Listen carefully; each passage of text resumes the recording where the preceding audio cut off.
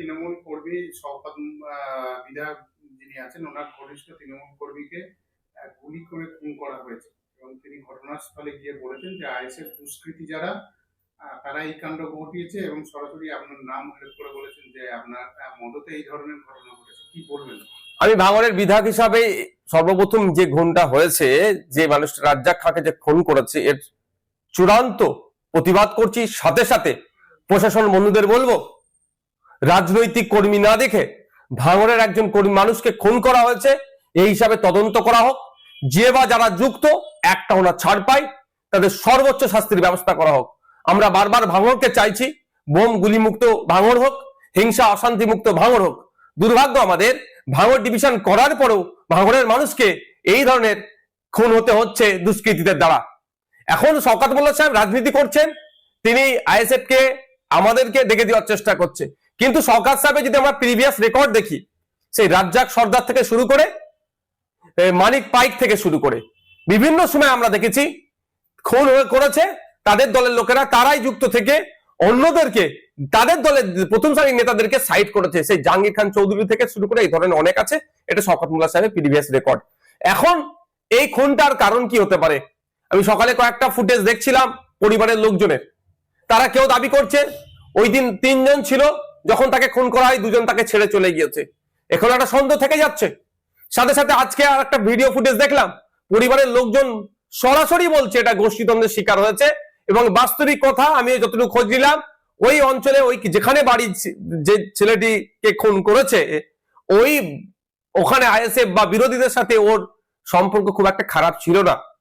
কিন্তু আমি যতটুকু খবর পাচ্ছি, এই লোকটি যাকে খুন করেছে ওরা, আপনার একদা সময় আরাবুল ঘনিষ্ঠ ছিল, প্রেশার দিয়ে চাপ দিয়ে এখন শওকত ঘনিষ্ঠ করেছে। এবার এই সুযোগটা কে নিয়েছে, এটা তদন্ত সাপেক্ষ।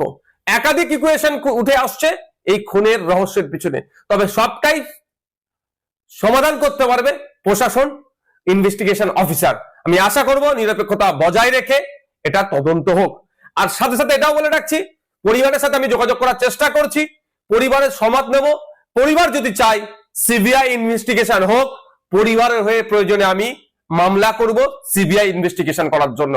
কারণ আমি একজন বিধায়ক এখানে ভাঙড়ের, সেটা আমার বড় পরিচয়। কোন দলের নেতা, কোন দলের চেয়ারম্যান, তার থেকে বড় পরিচয় ভাঙড়ের আমি বিধায়ক। ভাঙড়ের মানুষ খুন হয়েছে, ভাঙড়ের মানুষকে যারা খুন করেছে তাদেরকে আমি শান্তির ঘুম ঘুমোতে দেব না। আর সাথে এটাও বলছি, যদি এটাকে রাজনৈতিক চক্রান্ত হয়ে বিরোধীদের উপরে দমন পীড়ন বা সাধারণ মানুষকেও যদি ডিস্টার্ব করার চেষ্টা হয়, আমি সেই পরিবারগুলোকে সাথে নিয়ে সিবিআই তদন্ত হবে, সিবিআই তদন্তের জন্য বা বিচার বিভাগীয় তদন্তের জন্য কোর্টের দ্বারস্থ হব। এটা কি তাহলে আরাবুল আর শওকত সাহেবের গোষ্ঠীদ্বন্দ্বের?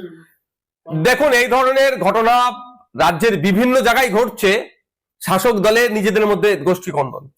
আমি শুধু বলছি না, আপনি দেখুন ওই পরিবারের একজন কর্তা, আজকে তিনি বক্তব্য তার দেখবেন, তিনি বলেছেন সরাসরি এভাবে বলেছেন যে এটা গোষ্ঠীদ্বন্দ্বের শিকার হয়েছে। আর আমিও বলছি, যখন আমার কাছে খবর এসেছে, আমি যতটুকু খবর নিতে পেরেছি, যে এটা সম্পূর্ণরূপে গোষ্ঠীদ্বন্দ্বের শিকার হয়েছে। হয়তো শওকত মোল্লা সাহেব এই বিষয়টা অনেক কিছু জানেন, এটা অনেক কিছু জানেন শওকত মোল্লা সাহেব, তদন্ত সঠিক করলে উঠে আসবে। যে ঘটনাটি ঘটেছে, তৃণমূলের রাতের অন্ধকারে তৃণমূলের দুষ্কৃতী বাহিনী তৃণমূলের যে ব্যানার ছিঁড়ে নিয়েছে, কি বলবেন সেই প্রসঙ্গটি নিয়ে? তাদেরকে যখন বারংবার বলা হচ্ছে, তারা সেটাকে অস্বীকার করছে। মনোজিৎ মিশ্রের পর আবার আমরা দেখতে পাচ্ছি আলিয়া বিশ্ববিদ্যালয়ের এই ঘটনা। দেখুন, আমি বলে আসছি, এই যে কলেজে নির্বাচন না হওয়ার ফলে বিভিন্ন শিক্ষা প্রতিষ্ঠানগুলো, কলেজ ইউনিভার্সিটিতে যেগুলো হওয়া দরকার, নির্বাচনের মাধ্যমে ছাত্র প্রতিনিধি তৈরি হওয়া দরকার, সেখানে ব্যর্থ হয়েছে। সেই ব্যর্থতা আমরা হারে হারে টের পাচ্ছি। কিভাবে? কখনো মনোজিৎ মিশ্র তো কখনো কলেজ রুমে মহিলাদেরকে নিয়ে মেসেজ নিচ্ছে, বা পুরুষদেরকে নিয়ে পুরুষই মেসেজ নিচ্ছে, অনৈতিক কর্মকাণ্ড করছে। আমি একটা দায়িত্ব নিয়ে বলছি যে অনেক মহিলা পুরুষ মুখ খুলতে পারছে না, যারা নবাগত কলেজে আসছেন, তারাও এই ধরনের শারীরিক মানসিক অনেক হেনস্থার শিকার হয়েছে। ওই আইন কলেজের ছাত্রটি মুখ খুলেছে বলে আমরা জানতে পারছি। ফলে আমরা চাই দ্রুত নির্বাচন হোক, নির্বাচন হয়ে একটা নির্দিষ্ট পরিকাঠামোর মধ্য দিয়ে ছাত্র প্রতিনিধি তৈরি হোক, ছাত্রদের অভাব অভিযোগ সুযোগ সুবিধার ক্ষেত্রে তারা বলিষ্ঠ কণ্ঠ হোক। আর আলিয়া বিশ্ববিদ্যালয়ে তৃণমূল কংগ্রেস ভাবছে তার পৈতৃক সম্পত্তি এটা, সে তারা জাকিয়ে বসতে চাইছে।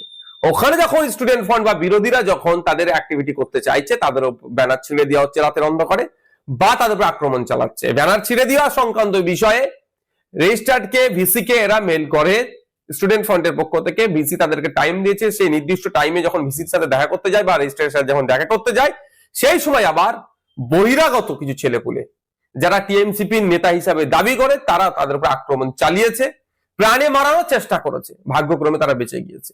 তারপরে বাইরে প্রচুর ছেলেপুলে বহিরাগত নিয়ে এসে কলেজ ক্যাম্পাসের মধ্যে ঢুকে তাণ্ডব অনেক চালাচ্ছিল, তারা পেরে উঠতে পারেনি, প্রাণে বেঁচে ছেলেগুলো বাইরে বার হয়েছে।